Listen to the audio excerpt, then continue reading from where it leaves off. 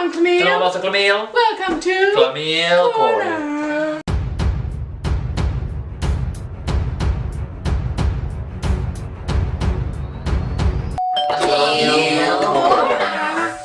Listen up, y'all. Cause this is it. We have The beat that I'm banging is legit. delicious. Oh. Okay. Wait, the song? You know that song? No. Fergalicious? Oh I yeah. messed up part of it, I think. I don't know it. Excellent. Oh my goodness, who is that? It's our makeup artist. Don't drink that. Well, we have a special treat for you today. Yes. We're gonna show you a highly classified video. We made it a few years ago. We just found it. You know how Forensic Files is big? With Yeah. my mom especially. She loves Forensic Files. Everyone loves Forensic Files. So we tried to be that good, and I think we accomplished I it. think we about put out business. Yeah, so judge for yourselves, but this is amazing.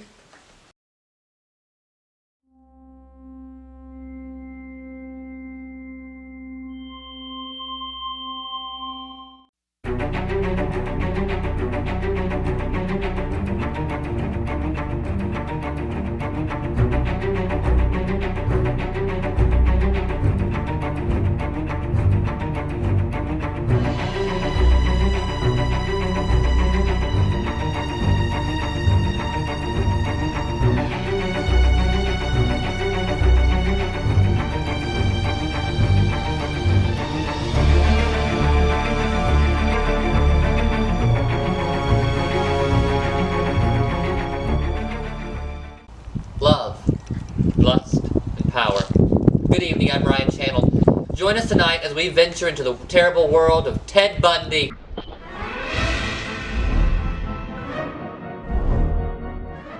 Ted Bundy, American serial killer and rapist.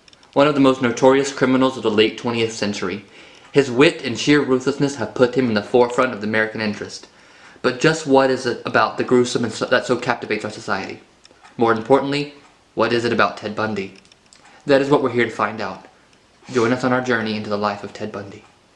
His life was rather bumpy in the beginning. His mother's parents were deeply religious, so when Teddy was born out of wedlock, their reputation was at stake. Ted was delivered at a woman's home and was later raised by his grandparents. The whole time he was told that his mother was actually a sister. From all outside eyes, he seemed to be growing up in a common working class family. At first glance, we would think that we can attribute his violent outbursts to his home life, but I don't believe that his raising ruined him. I've heard many people say unexpected killer, but I don't believe that one either. If attention would have been paid, it would be easy to see his strange behavior. At a young age, he became obsessed with knives. In his teens, he had an affinity for looking into windows and stealing. To some, this may have been normal teenage behavior, but I believe it should have been a red flag. He seemed to have reformed in his later youth. He cleaned up his act and he attended college. While there, he fell in love with a wealthy young woman from California. He fell madly in love, but she didn't feel the same way. Their breakup devastated him. I believe it broke all the blocks he put up to hide his true behavior. It brought all of his misshapen tendencies back to surface. The reason we attribute this breakup to his motive is because a great many of his victims share the traits of his first love.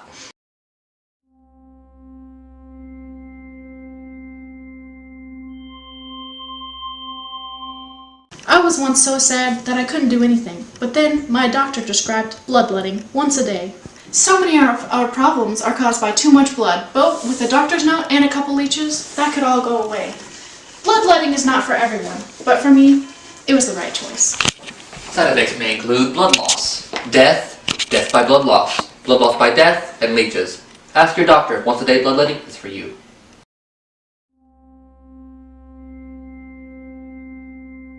A great many of his victims share the traits of his first love. He transformed himself twice. Before his morph into the degenerate we know now, he underwent his first drastic turnaround. He went from being his mother's shameful secret to a college graduate who was quite active in the political scene.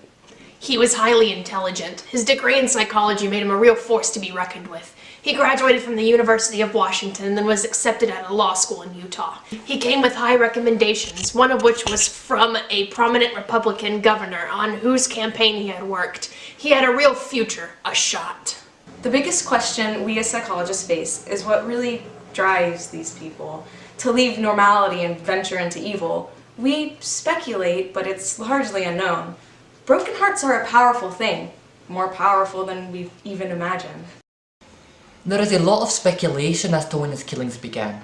Some say in 1974, but while his academics and endeavors were going on, the Seattle area began having a lot of missing women who just so happened to be beautiful. We find this later to be the MO of a Mr. Ted Bundy.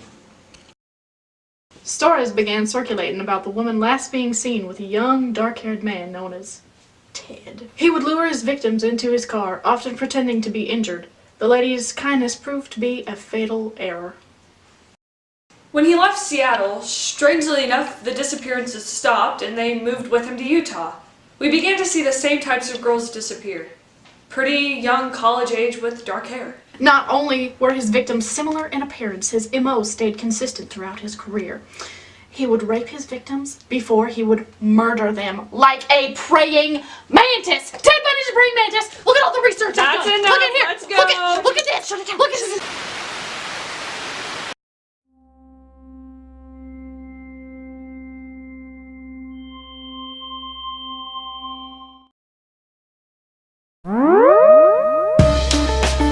Good evening, I'm Frederick Abendigo. Any relation to Wanda Abendigo? Never heard of him. And I'm Julie Chen. Our first story tonight is about a cow that was beaten to death with a wooden figurine. It's the first reported case of a knick-knack paddywhack. A woman dressed in a sumo costume assaulted her ex-girlfriend at a gay pub after waving at a man in a Snickers bar costume. And now over to Jean Simmons, our weather lady. She's on the ground in Gibraltar where there is an earthquake happening right at this moment. Thank you, Frederick. The weather down here in Gibraltar, the earthquake has become a 1.0. It's off the Richter scale.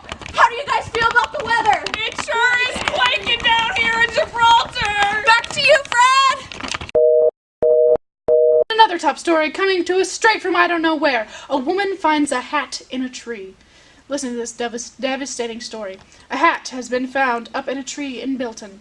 The woolen head garment, which was red and has a bubble, was discovered on Tuesday at Bilton Lane residence by Sharon Bromance, 34. I could hardly believe my eyes when I saw it up there, she said. I got it down with a stick and put it on a fence. The owner now has until April 10th to reclaim the hat, after which it will be destroyed. That is all. My name is Frederick Abendigo. And I am Jackie Chan.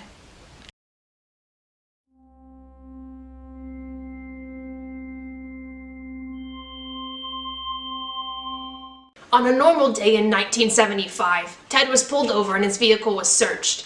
They found a cache of burglary tools. He was arrested. It was then when police then began to link him to more sinister crime. The way he thought everything out had to be admired. He was very intelligent. He would often wear some sort of sling to make himself seem impaired. He would then kidnap his victims and place them in his front seat. He removed the actual seat so it was impossible to see his victim from the outside. There seemed to be no end in sight, but Carol Duroc, one of the few women to actually escape Bundy, was the guiding force that led to his conviction. He was charged and received a 15-year sentence. Just 2 years later, he faced charges for another murder. His background in law gave him the wild notion to act as his own lawyer. On his trip to the courthouse, he escaped through a window but was captured again only 8 days later. Then, on December 1977, he escaped custody again and made his way to Tallahassee. He was missing for 15 hours, giving him a big head start on the police. In January, he broke into a sorority and attacked 4 young women, killing 2 of them. On February 9th, he kidnapped and killed a 12-year-old girl named Kimberly Leach. This marked the end of his murderous rampage because he was again stopped by the police. The best evidence presented was the bite marks on the sorority girls, which matched Ted's teeth. He bit his victims like a praying mantis! He's a praying mantis! Wake up, America! He was convicted in July of 1979 of the 2 sorority murders. He was assigned the death penalty twice for the murders.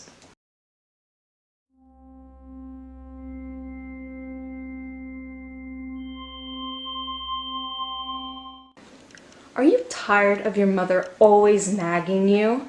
Jerry! Jerry!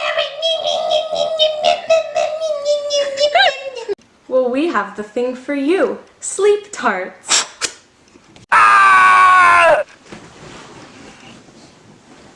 Get a pack of 3 sleep darts for 2 easy payments of $5.99 and 1 extremely difficult payment of $13.50. Call in the next 5 minutes and get a bonus 6 sleep dots off for $149.49. Call now.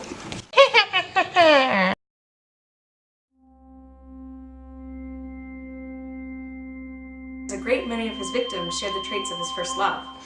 Ted spent his last years constantly appealing his sentences. He even tried to offer some information of unsolved cases to keep him out of the chair. He attempted to take his case all the way to the Supreme Court, but he was denied. He couldn't stop the inevitable. On January 24th, 1989, Bundy met his fate in Old Spartan.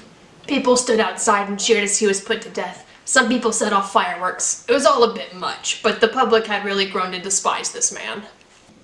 In the end, he confessed to 36 killings, but it was thought that he had killed a great deal more. The American judicial system really failed on this one. Ted Bundy has transcended death and has become an American obsession. He continues to be an object of fascination and will be for a long time to come.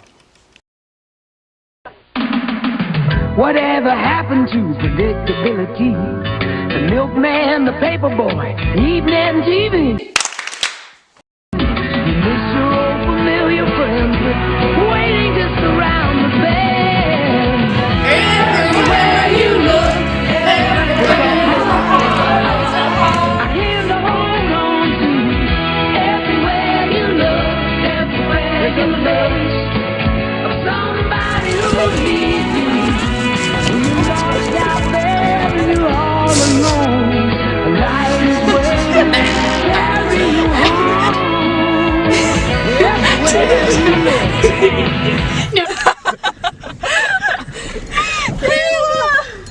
Party Dear Lord. That is dangerous. You can't see out the back. I can see out the back. Hey, wave at us, Caleb. Who? You. Wave at us. What? Who else in this car is named Caleb? Sliding into your DMs. In January, he broke into can't say that word. Broke into can't say that. Sorority. Man, she actually prayed for this. If you could change your fate, would ya? We're gonna throw it over to, in the studio. I forgot a name! I couldn't think of a name! I just made that noise! You're so distracting. Look at that. Look who it is. We got him! We got Ted Bundy! Let's see him. Where is he? Ted! Yeah, we got him! So if it were ugly women, then nobody would bat an eyelash. But since it's the pretty one, we're like, oh no, it's Ted Bundy. Oh Oh no, there he is. The ugly girls are relevant, but with the pretty girls gone missing, it's just end of World War I. Somebody help the pretty one. End of World War. One of them is going to be, like a sitcom. Like, we're gonna have to really, like, we all just...